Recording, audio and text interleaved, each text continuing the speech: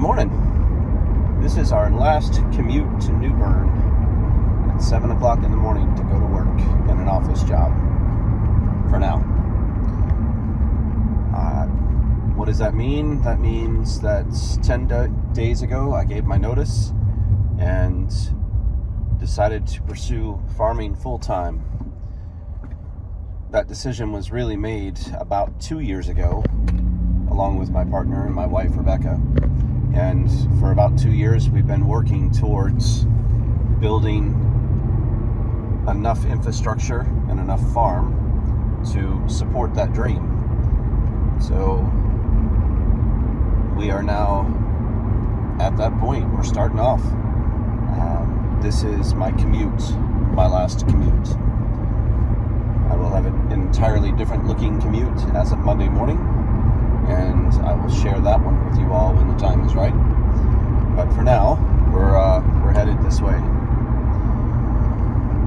Nervous, scared, terrified is probably a better word. There's a lot that goes into all of this. Like, there's been a lot of planning. The last 6 months have been project execution and lots of trials and setbacks and speed bumps.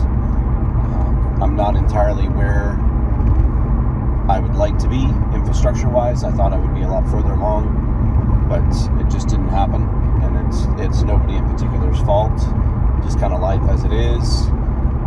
And when you're doing something you've never done before, you run into problems that you never imagined. And we ran into a few of those, a few big ones. But we're moving along. So where are we now? What have we done? We purchased land, we cleared the land, we started building the infrastructure on the land. We have put up a high tunnel, we have built 24 bedrows, worked on some of the drainage, built pads to put up buildings. We have ordered parts to finish our 30 by 50 greenhouse, and we set our supply barns on site. We have some other big projects to go.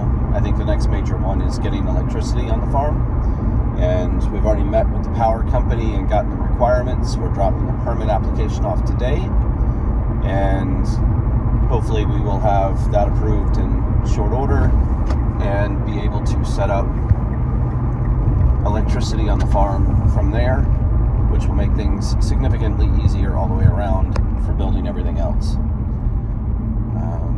We're still not in a great place for water. We'll see what happens.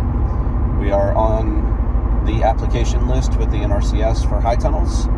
We have applied for 200-foot tunnels, and should we be granted those, believe that we are going to actually build them into 60-foot tunnels, and we'll have to buy some additional parts to make that happen, but we're going to build them into 60-foot tunnels and put them up that way. 100-foot tunnels, we decided were just going to be too much to manage, and it doesn't really fit our layout. And I have about 20 minutes to go. It's a 45-minute commute each way every day, and that is an hour and a half of my life that I will get back every day. Looking forward to it. All right, more later.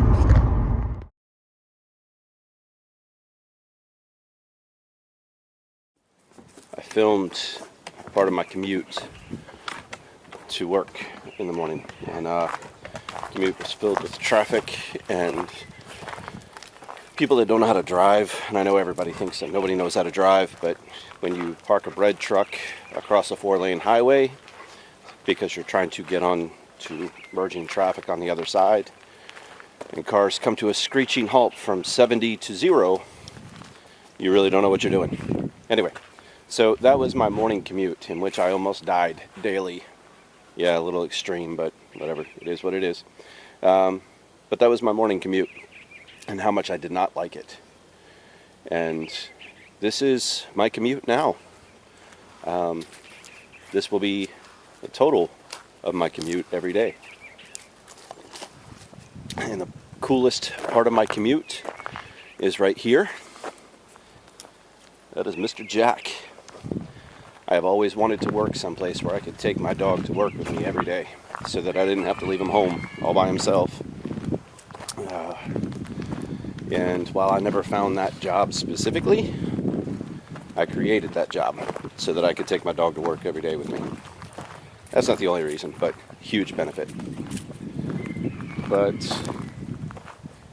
this is the total sum of my commute every day. And while it looks like a pile of dirt and sticks right now, in the next 45 days, all of this will turn green in pretty little rows and begin yielding crops for us. Today is day one of being a farmer full time. I'm not exactly sure how all of this is going to go yet, but I'm going to give it my best. And I have a wonderful support system that believes in me. And even when I don't believe in myself, they believe in me. And they all seem to think that I can do this. So we're going to go with them, and we're going to do this. But this is the future. And now we'll walk over and take a look at what we have to get started on this week. And hopefully these videos will become a little more frequent, and you'll be able to keep up with progress and all kinds of things. Come on, Jack. So we're crossing back over into the old farm area. Over here we have 18 beds that are set up for production. Not all of them have something in them right now, which is what we're working on. We were kind of holding until the weather was right and stopped dumping rain on us every day. But more importantly, the ground temperature had to be where it needed to be in order to germinate what we want to grow.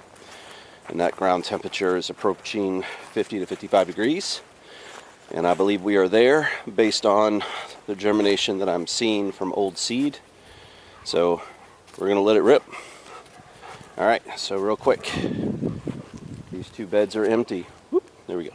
Real quick, these two beds are empty. They've got some old weed seed in them. We'll flame weed those off and get them amended and planted probably today. This one front and back is radish. It looks like the beetles are starting to get to it a little bit already, which is disheartening. But that radish has been in there a long time, so I don't even know if it'll be fit to sell. We may just tear it out and start over. These pretty yellow flowers right here. This is mixed Asian greens that bolted on me. That was in there a long time as well. We only got one cut out of it, but at least we got our money out of it. That will get weed-eated and tarped over today. This bed here, the back half has been planted in arugula. The front half was planted in kale. But then we took about 10 inches of rain in 10 days. And obviously it did not survive because that's the lower end of the garden. So we will retilter that, throw a little bit more nitrogen to it, and start over with another round of kale. This bed here is almost done being weeded out. We need to finish that edge right there. We will add some more compost. As you can see, it's gotten pretty flat. We'll add some compost, re-amend it, and get it planted up probably today. Over here we have some fennel that did not make it through the winter. We didn't have covers on it. It was kind of a test to see how hardy they were. A mild winter and they still couldn't make it. So lesson learned. In the back half we have spring onions, and those will be ready probably in another 2 weeks. We're going to weed them and feed them today, and they should be getting pretty rambunctious in the next week or so after we get them fed and be ready to go. And over here into the tunnels, all of this is carrots, all three beds. All three beds that you can see are carrots. This one in the center was lettuce. You guys finished off that lettuce probably 2-3 weeks ago. That was the green and red smaller Salanova heads. As you can see, we've got some weed seed germinating in there, so we will flame weed that out. And mainly what that weed seed is leftover microgreen seed, because our compost doesn't get hot enough to burn all of that off. So we intentionally will make the row and let it sit there, This has been sitting here about 10-12 days, and now that most of that is germinated out, we can flame weed it and plant it, and that will take care of most of the weeds. You can see some lettuce interplanted into the carrots here. That was to fill in blank spots where the carrots didn't germinate. And we will start harvesting these this week. We'll get this bed cleaned out in the next 2 weeks. Let's see what else we got over here. This particular plot is in disarray. It's kind of hard to see, but up in here we have the curly kale and the Tuscan kale, and to the right was the cauliflower and broccoli. That will get harvested out today. Cropped out. We have some lettuce that's already started, and it'll get transplanted in where that cauliflower is, and we'll figure out something for the broccoli row. It might wait 10 days and get its own load of lettuce. So we are, camera died. I had to give the battery a chance to recharge, but we are now in the greenhouse, just kind of giving you some updates on what's here. As you can see, the table's in full bloom. Plenty of Salanova and Mirror, Butterheads, Red Cherokee. We've got plenty of that down there, and you can see up in here there is plenty of red oak leaf. That beautiful Mirror. And this is the upcoming, what we got going on there. This will all be ready in about 2 weeks. We're also working on getting some plants started. As you can see in here, these are pepper and eggplant starts in this tray, and we've already potted up a good portion of those. We have some latecomers that we need to finish up. Some onions to go out into the plots.